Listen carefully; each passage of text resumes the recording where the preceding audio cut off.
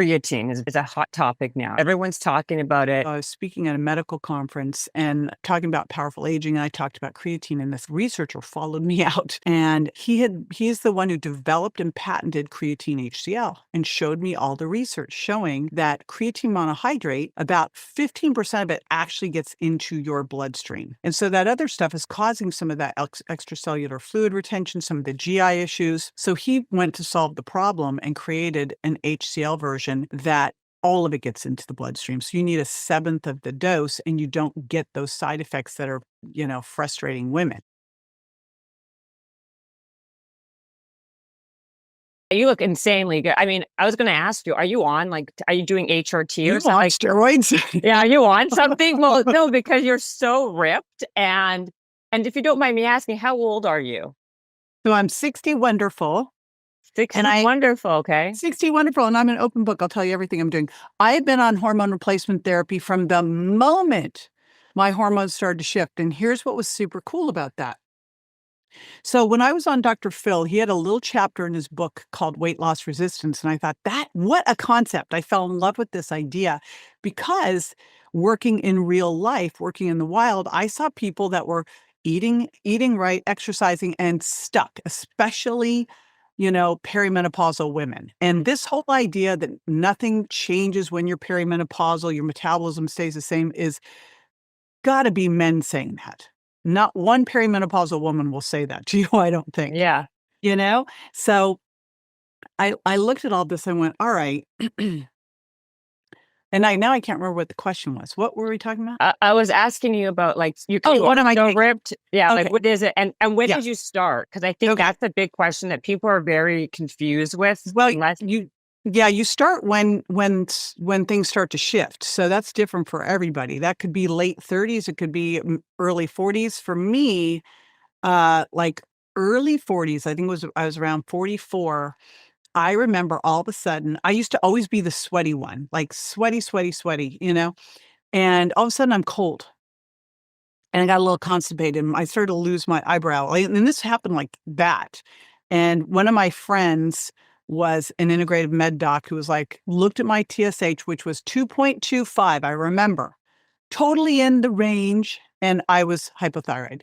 And the minute he gave me a little thyroid, it's like the lights came back on, everything normalized. The next thing that happened was I could not recover from my workouts like I used to. Now I know from, Dr. Vonda Wright that this is musculoskeletal syndrome due to menopause. But back then I was like, I had no clue. I was just like, what is going on? And my gums started to bleed a little bit. And my dentist is like, that's low estrogen. So the minute these things started to show up, I started to treat it. So I started first with thyroid. Then I did a little testosterone, which helped bring my estrogen back. I never did progesterone until I started to really use estrogen consistently, because for me, progesterone makes me gain weight and weep. It just, yeah, wow. I never felt good on it. In fact, we had a doctor in Palm Desert, California, who literally, he was a nut job. He put everybody on progesterone therapy, men and women. He thought everyone was progesterone deficient, and he would put them on like 100, 200 milligrams every single day. And then he put everyone on thyroid with the goal to drive their TSH to as close to zero as possible. I mean, horrible.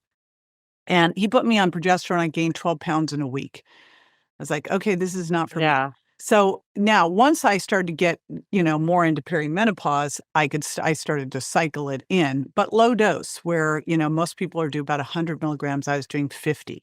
So I never could use that. And that's why I say these things, you have to know the symptoms of the different hormones and what's low and really where your ideal levels would be, and pay a close attention, because there's no way a doctor's going to know that. They won't know how you're feeling. They're not inside, in with you. But I literally have been on hormones since my, mid 40s. And do you feel at this stage, are you still having to tweak it depending on different things, or now you have it is it dialed in at a certain point? It's dialed in. What was interesting is, once you get through menopause, life is it's fabulous. I always say, there's two amazing things: empty nesting and menopause. These are like amazing things. that I hear people go, "Oh my god, empty nesting." I'm like, "It's the greatest thing ever. Right, you have your life back. It's fantastic." They come over, they leave, it's awesome. And then, you know, How old are your kids, menopause, by the way? they're 27 and 28. Okay, that's great. Yeah. Yes. So menopause, once your hormones are stabilized, it's the perimenopause that's like crazy because you're trying to like shift things when they're all over the place and trying to supplement that way. Um, the only time I had to shift this a little bit is I went to Korea a couple years ago and got on this very special ginseng, and it made my hormone receptors more sensitive, and I was able to lower my doses, which was pretty cool. Oh, wow. So I know, I didn't put it together until I was hearing a lecture at A4M, and I went, "Oh, that's what happened." I was like, "What happened?"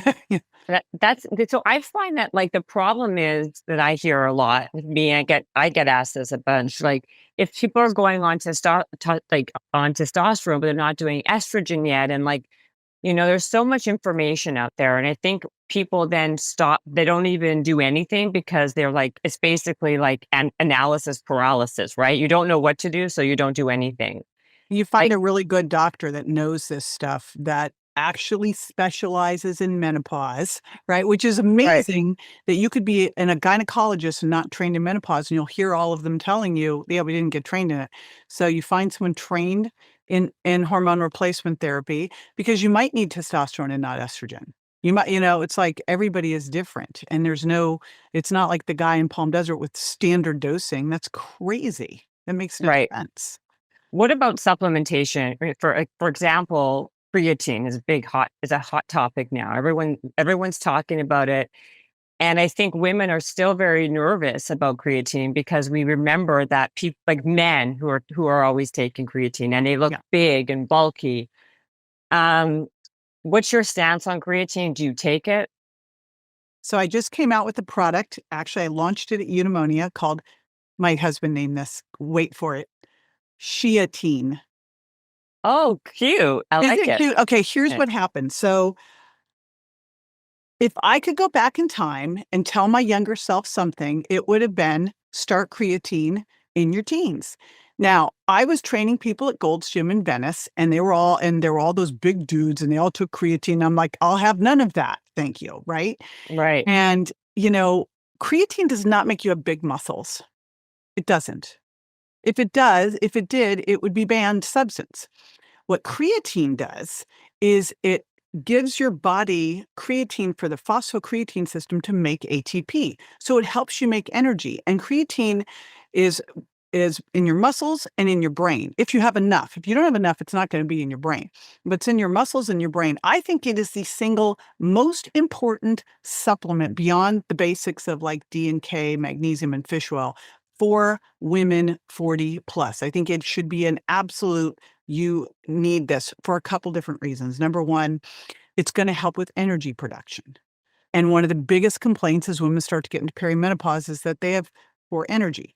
This can help, and it can help not just with body, but can help with mental, like with focus, with mood. In fact, there was a study done on postmenopausal women on SSRIs, and those who did creatine actually had way better changes in their mood than those who didn't. They're now doing studies on it for neurodegenerative diseases and for cognition. So it helps you work out harder because of the energy. It also helps you with recovery, but it doesn't build you don't take creatine, sit on the couch, and something happens. Now, here's what happened. As I started to dig into this a couple years ago, I looked at I'm like, everybody needs to be on this, right? And especially women, we have less tissue stores of this than men do. So I was like, we need this, and we need it in our brains. And so I was like, pushing it. I was a creatine pusher. And everything I'd ever heard was monohydrate. It's the most studied. So do that one, which is true. It's the most studied, but it's kind of like, a rotary phone. Just because we've always used it doesn't mean that's the best one, right? I mean, would you switch over, you know, would you still be using a rotary phone at this point? No, you would not. So what I kept hearing back from women, and these were some of my closest friends who are doctors who are like, I'm not going to take it. I don't like the way I feel. I feel bloated. My stomach hurts. I was like, just get through it. And they wouldn't. And I go, oh, this is a problem. Well, a year and a half ago, I was speaking at a medical conference and talking about powerful aging. And I talked about creatine in this this researcher followed me out, and he's the one who developed and patented creatine HCL and showed me all the research showing that creatine monohydrate, about 15% of it actually gets into your bloodstream. And so that other stuff is causing some of that extracellular fluid retention, some of the GI issues.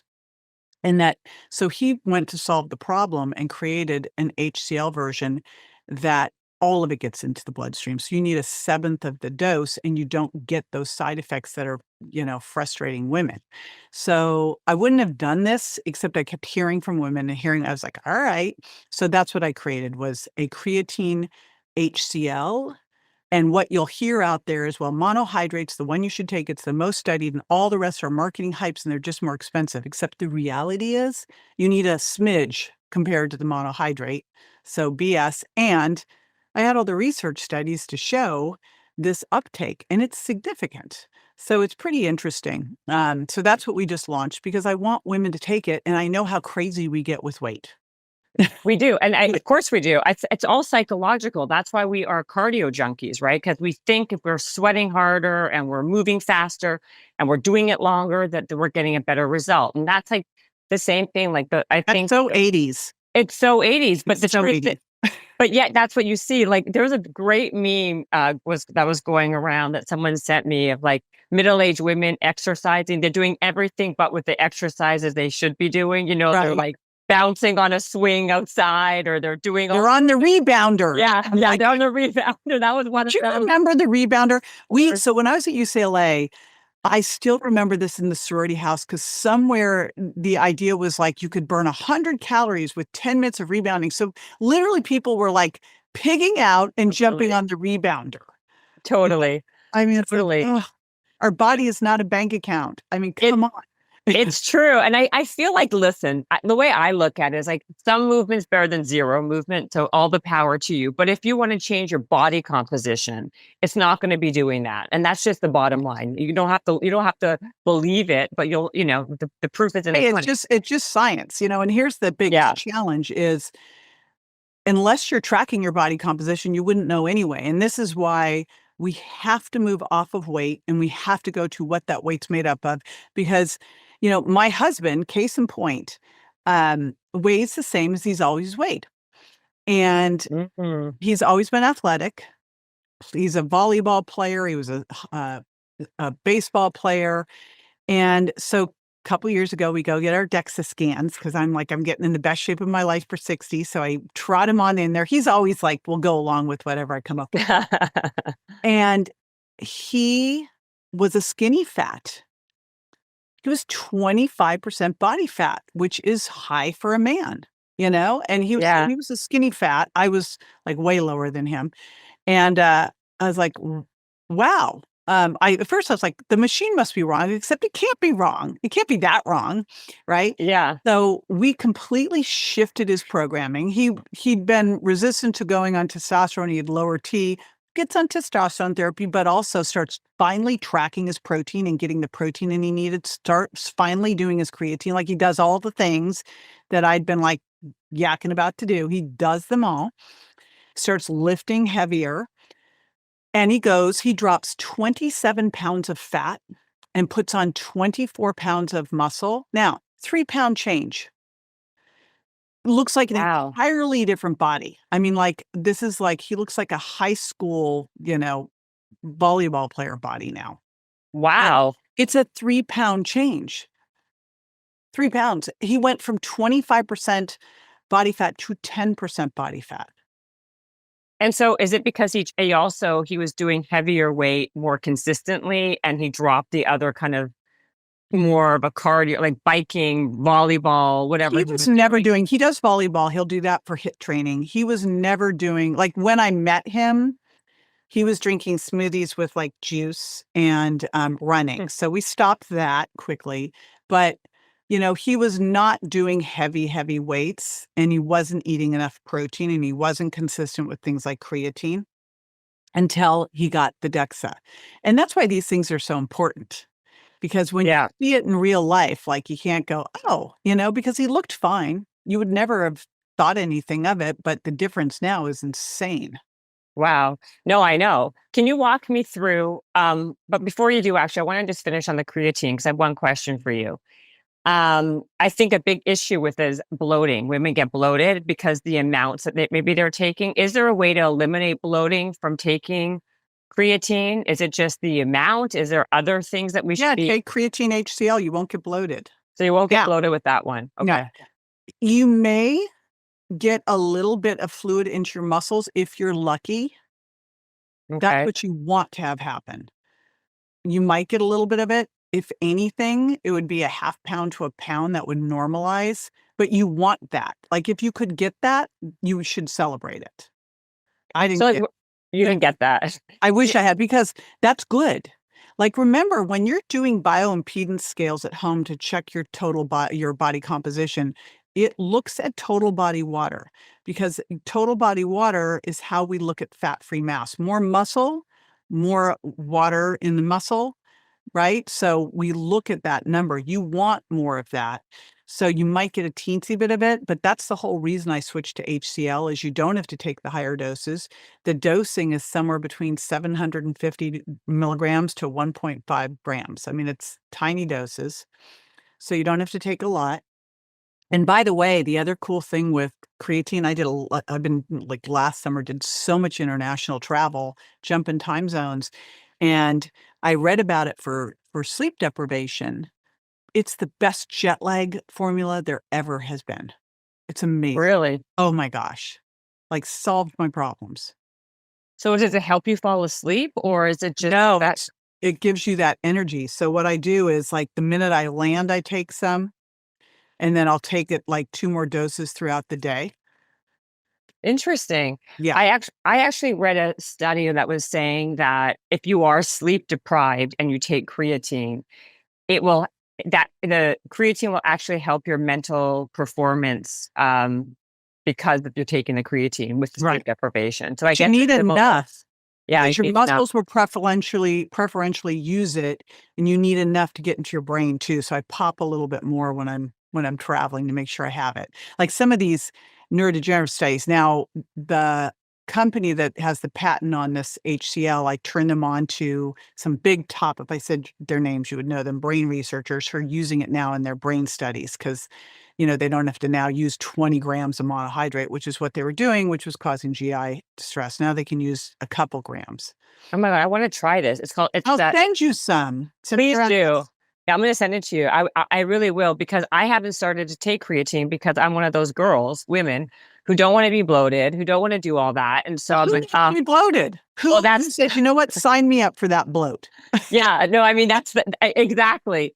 But and then I want to so that was and the thing is I'm not a shake person, right? I don't believe in these shakes. Shakes can you end up having 1,000 calories in a shake and mostly sugar. So I like to actually eat real food.